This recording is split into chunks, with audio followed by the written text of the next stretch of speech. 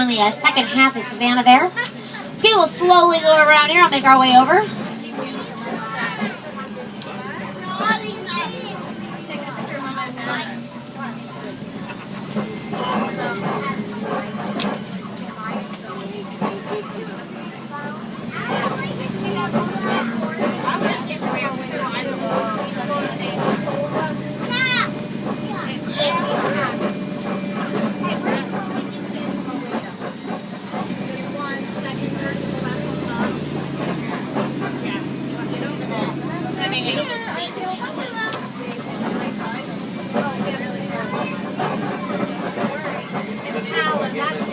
Alright, now surrounding us here, you'll find these tall spires of earth. I look at these and wonder, what in the world?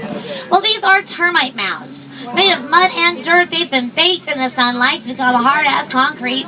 Elephants like to use these as scratching posts, and once they've been worn down, animals like antelopes and gazelles will hop on top in order to use them as lookout posts, see if they can find any predators lurking in the tall grasses.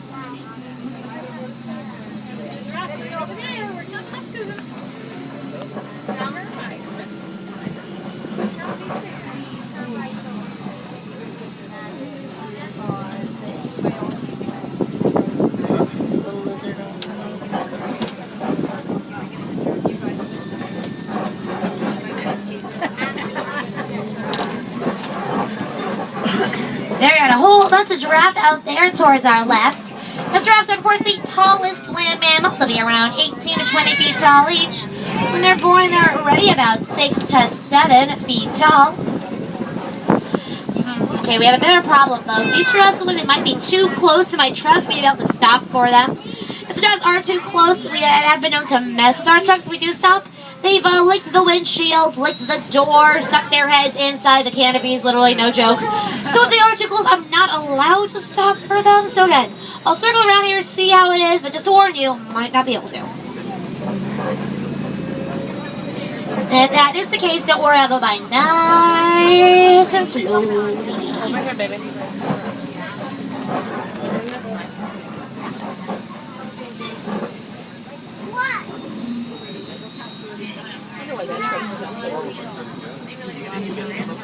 Well, looks like if we angle ourselves just right, we should be able to get a photograph as long as this one giraffe doesn't move too much. Stop, giraffe, stop. Come again?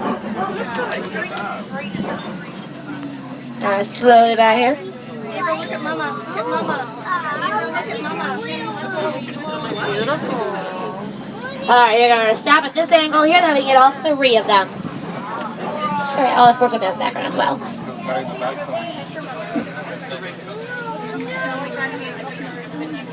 No, yeah, the animals are so used for our trucks that, yeah, they're just kind of like, whatever.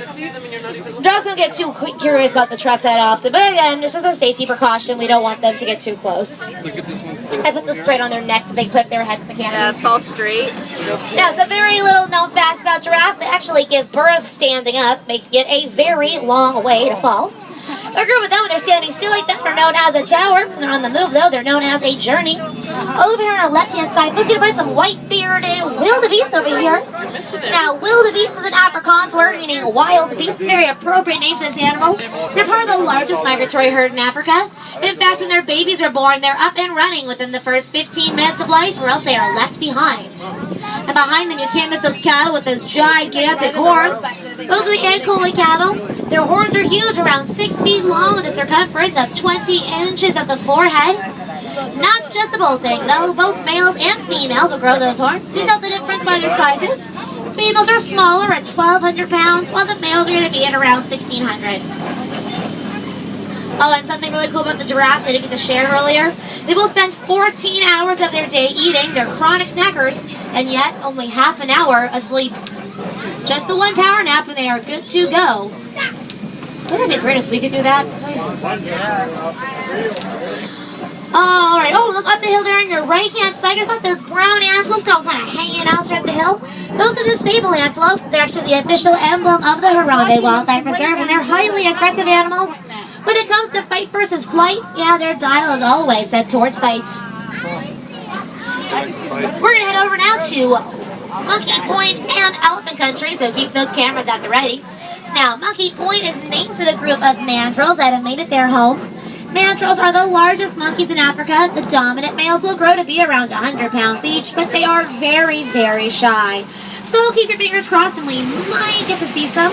Maybe, just maybe.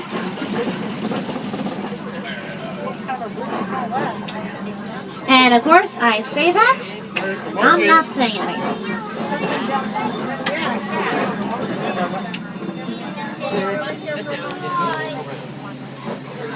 Yep, there he is. Oh yeah, there it is. Way back in the corner? Alright, I have to pause there. So take the photograph. Where? There's one right here at the edge, and then there's another one way in the back. Okay, hard to see. Yep, there they are. All the way down there in that back corner by the bush. Here we are. They've been hiding all morning. Oh, there's a bunch of them. Like I said, they are pretty shy. Some down below. Yeah. We didn't see the dominant male mandrill, though. Trust me, you cannot miss him in the crowd. For one, he is massive. At 100 pounds, he is built solid, kind of like the Hulk of the monkey world. He's also got some really brilliant blue and red markings under his eyes and on his hindquarters. That's how the females identify him, as well as show the other males who's in charge. Alright, so some good news, and I have some bad news. Bad news is we gotta let the truck in front of us go forward just a little bit more. Good news is we get to take in the lovely view of plants. Because I know you come to this animal kingdom to see plants, I know. But yeah, we're not gonna stay very long. Let's get a move on here. Let's get good to go.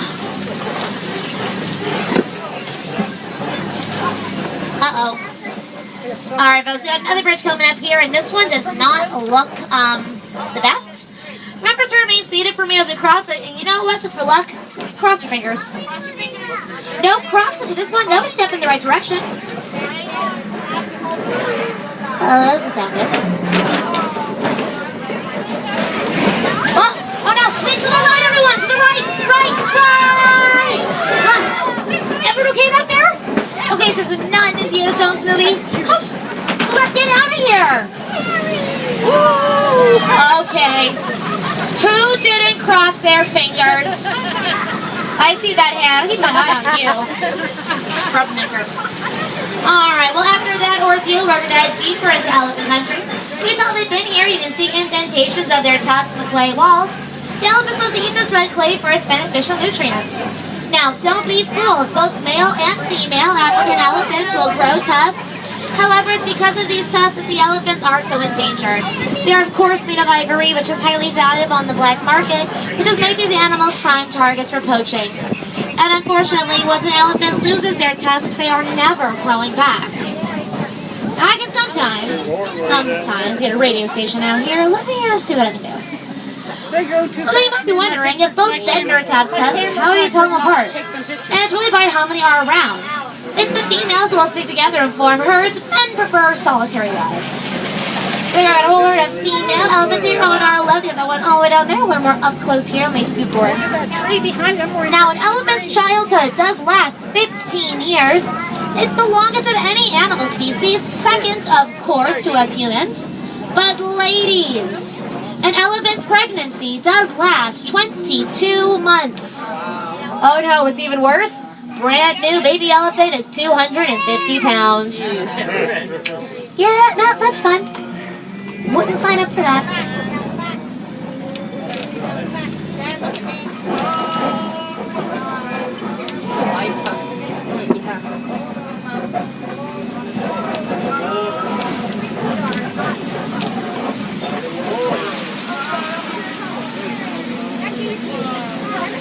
Alright, here on our left-hand side, you'll find a flock of greater flamingo. Now, they're not better than any other kind of flamingo. That's not why they get their name. They get that name because they are the tallest flamingos in the world. They also have the lightest shade of pink to their feathers. Now, they get that coloring from their diet. They eat mostly brine shrimp and other water creatures that are high in the vitamin beta-carotene. It's this vitamin that gives their feathers that lovely shade of pink. And a group of flamingo like that, well, they're actually known as a flamboyance. We're heading up for white rhino country. Now, white rhinos used to be our biggest success story, but sadly that's no longer the case. But it is our lucky day because we got the white rhino here on our left-hand side. There they are. Now, the white rhino are much larger than their black rhino cousins. These guys are going to be around 5,000 pounds, can run 40 miles an hour, which is why a group of rhino is so appropriately named a crash. Now, their horns are still highly valued on the black market, and because of that, poachers have become well-financed, and they're able to afford much more sophisticated weapons and technologies, making it very difficult for us to protect these animals. Just that, because in all honesty, despite their size, they're actually very sweet.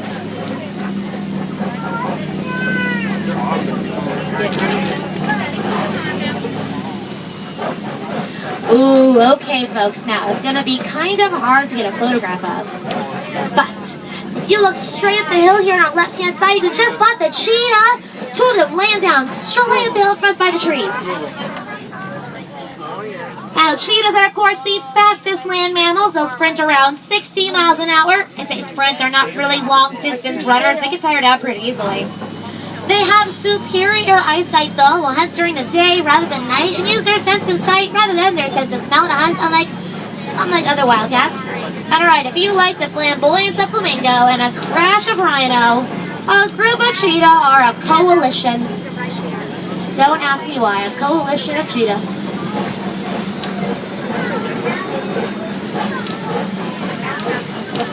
Coming out straight ahead, you'll find this tall stone structure here called the Kopi. And look, folks, on the rocks, it's the lions! And one female, one male walking along there. Hi, big guy. The girl back there. And he's down. Well, you know, lions are basically big house cats. They'll lounge around like this 18 to 20 hours in a day. They're really only active about 4 hours at night, which is they're hunting. Trust me. That whole walk to the rock, that's the most he's going to move for a couple hours. Just like a big house cat with, you know, big teeth and claws, so I wouldn't try to pet him, but, you know. And it is the female lionesses who will do the hunting for the pride. The men will stay behind to protect the rest, protect from any rival males that might try to collect their territory. Over to the zebra there on our right-hand side. Now, zebras may seem really sweet and docile. Yeah, don't be fooled. They actually have enough power in their back legs to break a lion's jaw. Yeah, they're more than capable of protecting themselves in a fair fight. Okay, you all know that song, right? You know, in the jungle, the mighty jungle, the lion sleeps tonight, you know. Yeah, that song's a total lie. As you can tell, the lions do sleep during the day, not the night, and they live in the savannah, not the jungle. They're in the jungle, that'd be a massive problem, seeing as that's not their ecosystem. But you know what? It's a good song. We'll forgive it this light. We'll forgive it. Alright, but it's becoming hard to see. Look at this big tree here on our left-hand side. Look to the ground on its right. You'll find a hairy gray animal. It's back facing us. That's the warthog, the world's largest burrowing mammal. They'll make their burrows using their snouts and legs, going to them backwards so their tusks face out to scare away any potential predators. A group of warthog are known as a founder. To our left, those big bird eggs on the ground are the ostrich eggs, the world's largest bird eggs. And there you go, you got the white rhino and zebra again here on our right. That's an awesome photo of the white rhino. Let me take a very quick stop, folks. Very quick stop.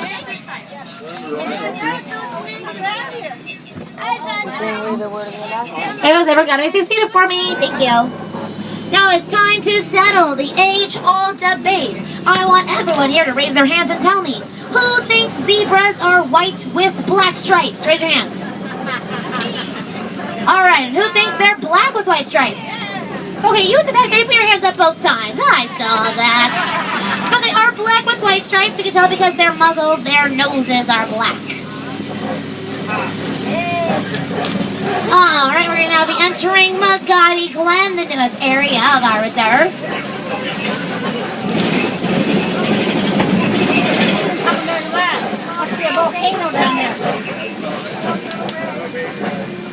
Long. Yeah. And it's home to the addax, these desert antelope you'll find up the hill on your left-hand side. They're very interesting animals. They actually don't have to drink a single drop of water in their whole lives. They get all the water they need from the food they eat. They're very rare, though, only around 300 left.